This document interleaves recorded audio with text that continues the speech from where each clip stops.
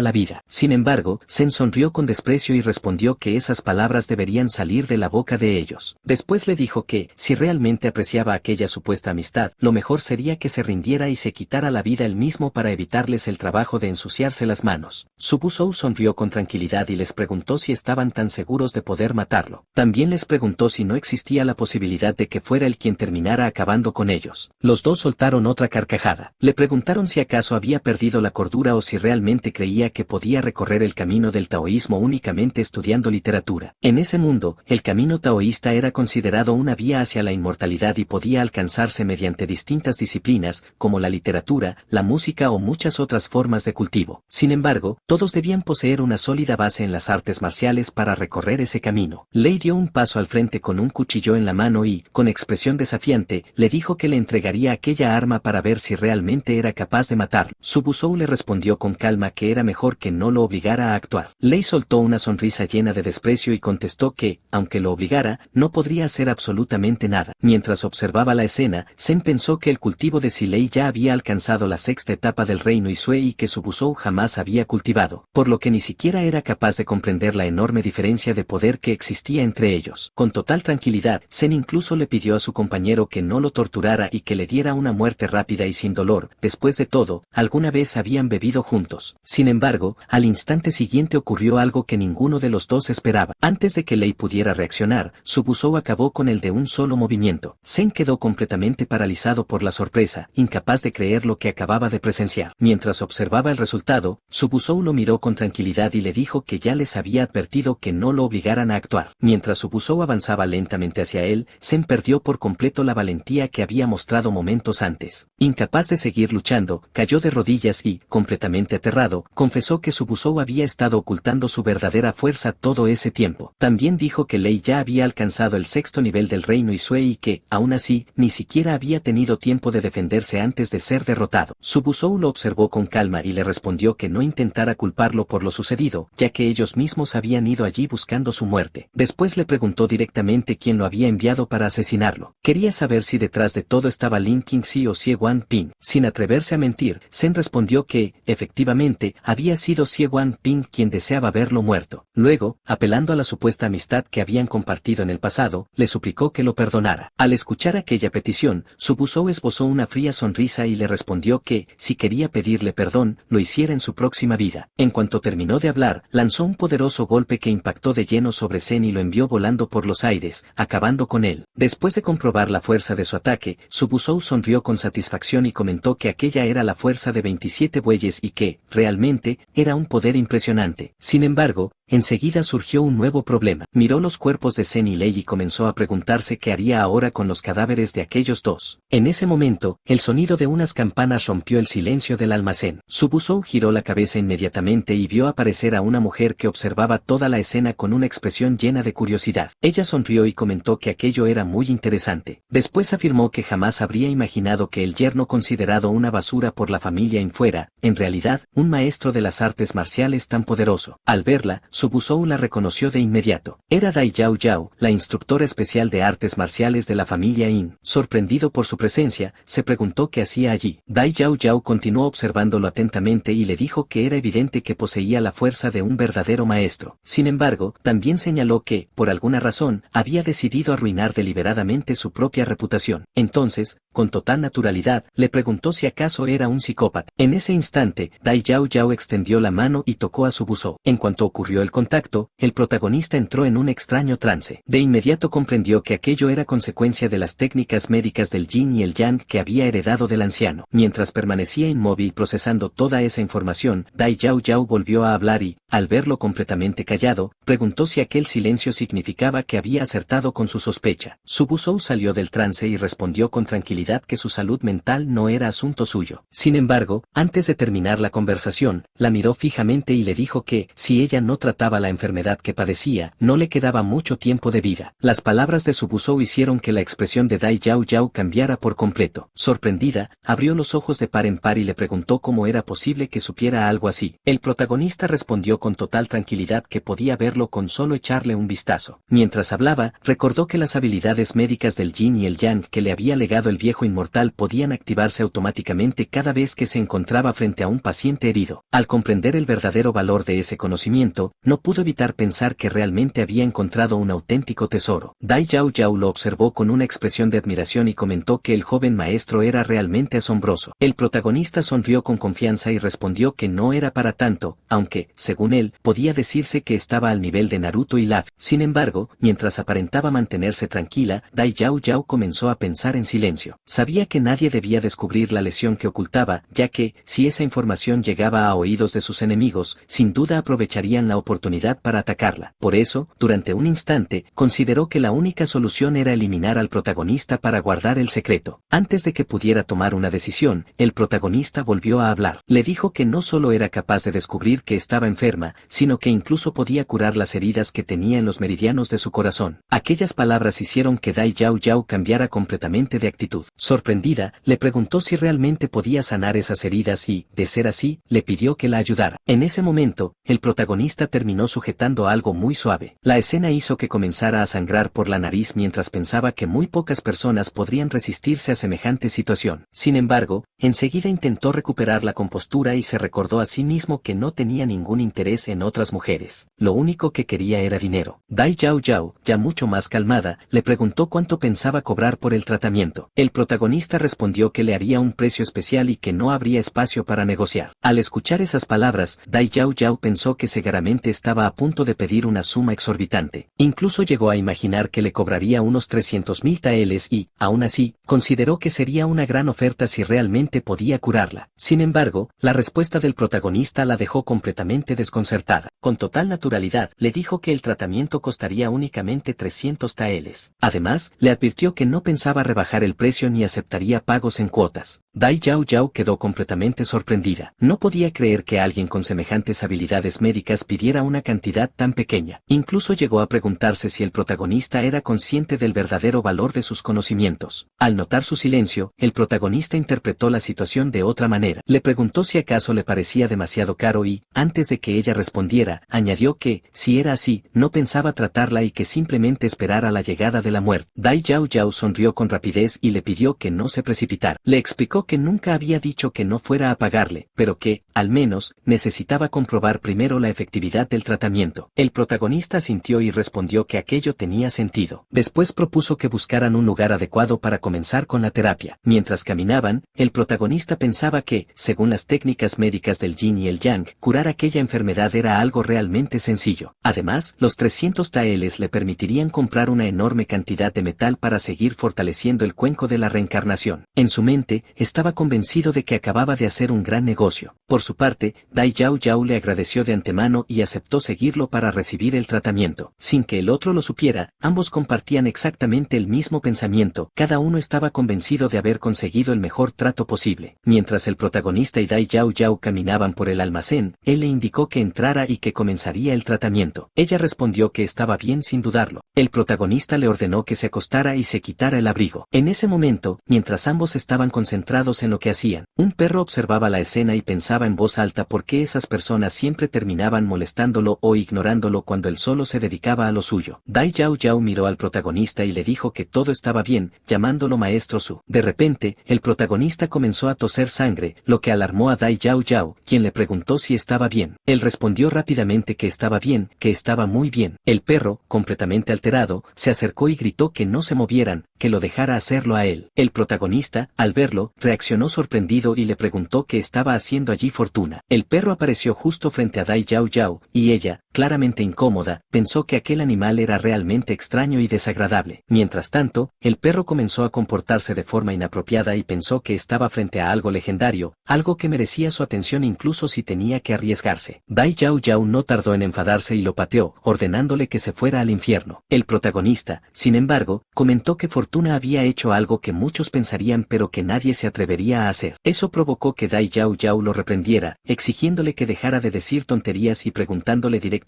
si iba a tratarla o no. El protagonista respondió que, por supuesto que sí. Le pidió entonces que se diera la vuelta, explicándole que todos los puntos de acupuntura estaban en su espalda. Dai Yao Yao obedeció y se dio la vuelta, comenzando a desvestirse parcialmente para facilitar el tratamiento. El protagonista, al verla, quedó ligeramente desconcertado y pensó que tenía una espalda increíblemente blanca y delicada, lo que hacía que fuera una lástima tener que pincharla. Dai Yao Yao, algo nerviosa, le pidió que fuera cuidadoso, ya que su piel era muy sensible.